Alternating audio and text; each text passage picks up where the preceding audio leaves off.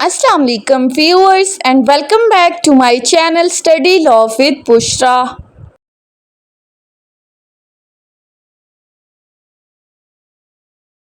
So we were discussing Arbitration Act 1940 and in today's video we are going to discuss the topic of powers of the court to remove an arbitrator or umpire.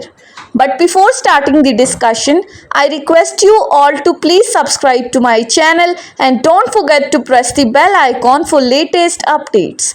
Do share this video with your friends and don't forget to comment your feedback. So let's move towards the discussion. हम discuss कर रहे हैं arbitration proceedings को। Arbitration क्या है? Settlement of the dispute between the parties without the intervention of the court. और इस purpose के लिए दो पार्टीज, लेट्स सपोज ए और बी, अपने लिए एक एग्रीमेंट करती हैं आपस में और उस एग्रीमेंट में ये चीज़ लिखती हैं कि अगर इन फ्यूचर उनके दरमियान कोई भी डिस्प्यूट अराइज होता है तो without moving towards the court they will resolve it by appointing N arbitrator. और इस पर्पस के लिए वो एक थर्ड पर्सन, एक इम्पार्शियल पर्सन को एज एन आर्बिट्रेटर अपॉइंट करती हैं जो कि उनके दरमियान डिस्प्यूट को रिजॉल्व आउट करता है। अब लास्ट वीडियो के अंदर हमने डिस्कस किया था कि कोर्ट के पास कब पावर है कि वो आर्बिट्रेटर या अंपायर को अपॉइंट कर सकती है। इस पर्पस के लिए हमने लास्ट वीडियो में सेक्शन 8 और सेक्शन 12 को डिस्कस किया था। फिर सेक्शन 12 में हमने दो बातें कही थी कि जहां पर रिमूवल कर दिया जाता है आर्बिट्रेटर का या जहां पर उसकी अथॉरिटी को रिवोक कर दिया जाता है तो वहां पर कोर्ट आर्बिट्रेटर अपॉइंट करती है। सो इसी को आगे लेकर चलते हुए आज की हमारी वीडियो का टॉपिक है कि कोर्ट के पास कब ये पावर्स आती हैं कि वो किसी आर्बिट्रेटर या अंपायर को रिमूव कर सके, यानी कि उस आर्बिट्रेटर को उस आर्बिट्रेशन प्रोसीडिंग से बाहर निकाल देना। वो अब इस आर्बिट्रेशन प्रोसीडिंग्स को फर्दर कंडक्ट नहीं कर सकता, उसको फर्दर प्रोसीड नहीं कर सकता। और इसका जो रेलिवेंट सेक्शन है वो आर्बिट्रेशन एक्ट 1940 का सेक्शन 11 है। अब आज की इस वीडियो के अंदर हम उन ग्राउंड्स को डिस्कस करेंगे जिनकी बिना पर कोर्ट के पास ये पावर्स हैं कि वो किसी आर्बिट्रेटर या अंपायर को रिमूव कर सकती है। और याद रखें कि इस सेक्शन के अंदर कोर्ट की जो ये पावर्स हैं वो डिस्क्रिशनरी इन नेचर हैं, यानी कि कोर्ट के सवाबदीदी इख्तियारात हैं। मैंडेटरी नहीं है कि आर्बिट्रेटर को रिमूव करना ही करना है, बल्कि अगर कोर्ट सेटिस्फाई हो जाती है उन ग्राउंड्स के ऊपर तो फिर वो आर्बिट्रेटर को रिमूव कर सकती है। मीन्स टू से कि इन पावर्स को एक्सरसाइज करते हुए कोर्ट ने प्रिंसिपल्स ऑफ नेचुरल जस्टिस, इंसाफ के असूलों को मद्देनजर रखते हुए अपनी पावर्स को एक्सरसाइज करना है। अब ये सेक्शन दो लोगों की बात कर रहा है, removal of the arbitrator and removal of the umpire. हमने पहले भी स्टडी किया था आर्बिट्रेटर को कौन अपॉइंट करता है? पार्टीज, जबकि अंपायर को अपॉइंट करते हैं आर्बिट्रेटर। जहां पर एक केस में एक से ज्यादा आर्बिट्रेटर्स हैं और अवार्ड जारी करते वक्त उनके दरमियान कोई कॉन्फ्लिक्ट अराइज हो जाता है डिसीजन के ऊपर तो फिर वो एक थर्ड पर्सन को एज एन अंपायर अपॉइंट करते हैं जो कि इस फैसले को सर्टन बनाता है। एंड मोस्ट इम्पॉर्टेंटली कोर्ट अपनी इन पावर्स को आज खुद नोटिस लेते हुए भी एक्सरसाइज कर सकती है और upon the application of the parties, अगर उसे पार्टी कोई एप्लीकेशन देती है और उनके अंदर वो ग्राउंड्स मेंशन करती है, अब वो ग्राउंड्स क्या हैं वो हम आगे स्टडी करेंगे, तो कोर्ट फिर पार्टीज की एप्लीकेशन के ऊपर भी और सू मोटो एक्शन लेते हुए भी वो किसी अंपायर या आर्बिट्रेटर को किसी भी आर्बिट्रेशन प्रोसीडिंग से रिमूव कर सकती है। सो अब आ जाते हैं ग्राउंड्स के ऊपर। सेक्शन 11 पहला ग्राउंड बताता है failure to use all the reasonable dispatch. अब इसमें बात की गई है पहली चीज, necessary time in disposing of the matter, यानी कि आर्बिट्रेटर का काम क्या है कि उसने हर मुनासिब कोशिश करनी है, हर तरह की हर मुमकिन कोशिश करते हुए आर्बिट्रेशन प्रोसीडिंग्स को अपने इख्तिताम तक लेकर जाना है। अगर कोई आर्बिट्रेटर नाकाम हो जाता है इस तरह की कोशिश करने में, आर्बिट्रेशन प्रोसीडिंग्स को अपने इख्तिताम तक लेकर जाने में, अब आर्बिट्रेटर का काम क्या है पार्टीज के दरमियान जो भी डिस्प्यूट आया है उस डिस्प्यूट को देखते हुए पार्टीज को एग्जामिन करने के बाद, विटनेसेस को एग्जामिन करने के बाद फिर उसने लास्ट में अपना डिसीजन देना है, जिसको हम कहते हैं अवार्ड। क्योंकि हमने क्या कहा है कि ये जो आर्बिट्रेशन प्रोसीडिंग्स है ये बिल्कुल जुडिशियल प्रोसीडिंग्स की तरह है। जैसे वहाँ पर पार्टीज को एग्जामिन किया जाता है, विटनेसेस को एग्जामिन किया जाता है, उसके बाद फिर फाइनल कोर्ट अपना कोई डिसीजन देती है, तो यहाँ पर भी आर्बिट्रेटर एक जज की हैसियत से काम कर रहा होता है।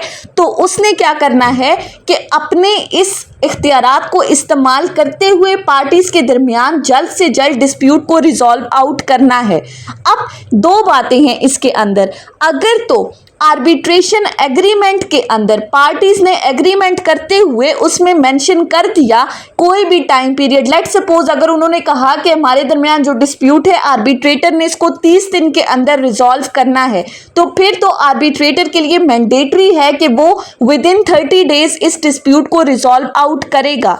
लेकिन अगर आर्बिट्रेशन एग्रीमेंट में कोई स्पेसिफाइड टाइम मेंशन नहीं है तो फिर according to the schedule 1 of arbitration act 1940 umpire के पास 2 महीने का टाइम पीरियड है और आर्बिट्रेटर के पास 4 महीने का टाइम पीरियड है किसी भी डिस्प्यूट को रिजॉल्व आउट करते हुए अवार्ड जारी करने का। स्केड्यूल 1 आर्बिट्रेशन एक्ट 1940 का, जिसका रूल 5 ये कहता है कि अंपायर के पास 2 महीने का टाइम है और रूल 3 ये कहता है कि आर्बिट्रेटर के पास 4 महीने का टाइम पीरियड है कि उसने पार्टीज के दरमियान डिस्प्यूट को रिजॉल्व आउट करते हुए अपना अवार्ड जारी करना है। सो पहली बात कि अपॉइंटेड आर्बिट्रेटर के लिए कंपलसरी है कि वो without any delay, without any reasonable delay वो अवार्ड को जारी करे और पार्टीज के दरमियान डिस्प्यूट को रिजॉल्व आउट करे without wasting the precious time of the parties.